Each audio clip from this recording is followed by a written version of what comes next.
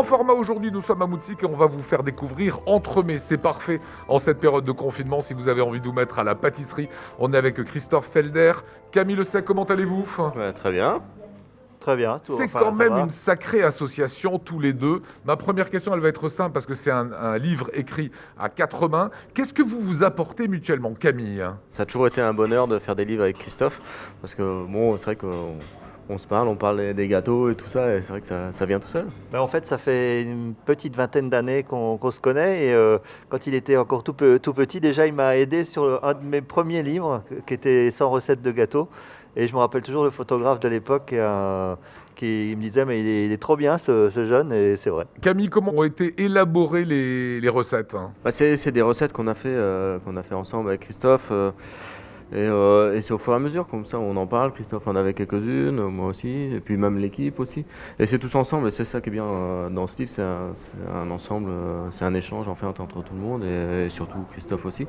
Et ça s'est monté comme ça au fur et à mesure, chacun a amené ses petites touches. Et voilà, ça fait ce petit livre qui est sur les entremets, qui est hyper gourmand, hyper joli. Alors on découvre évidemment qu'il faut d'abord des ustensiles. J'ai vu il faut des cercles ou des carrés.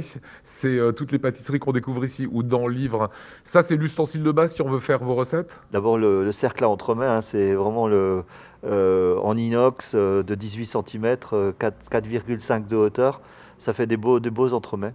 Et après, là, cette fois-ci, Camille a préparé tous les biscuits. Moi, j'ai fait les crémeux, les intérieurs. Et après, on a chacun fait notre petite bidouille.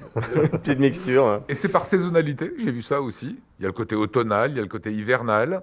Allez, une recette qui a votre préférence, Christophe? Et peut-être l'entremet à la banane, parce que j'adore la banane, et avec l'ananas.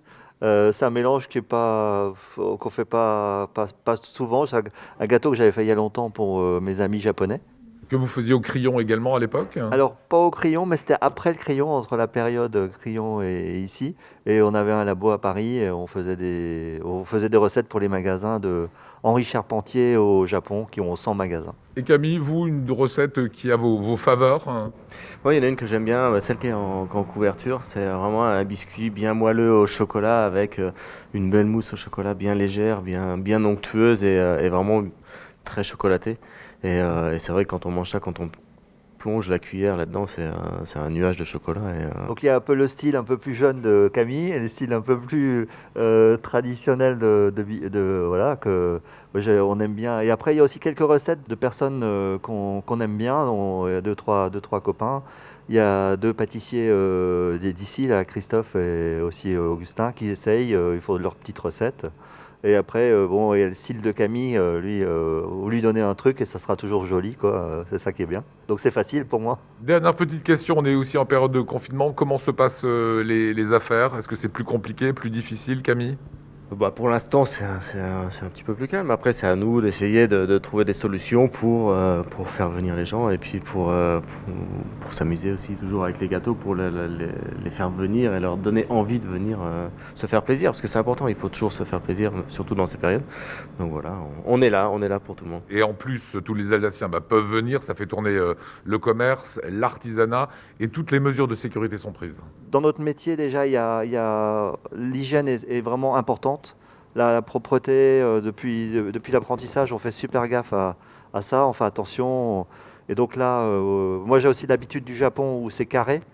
Et donc voilà, on fait vraiment attention pour les clients qu'ils soient bien rassurés.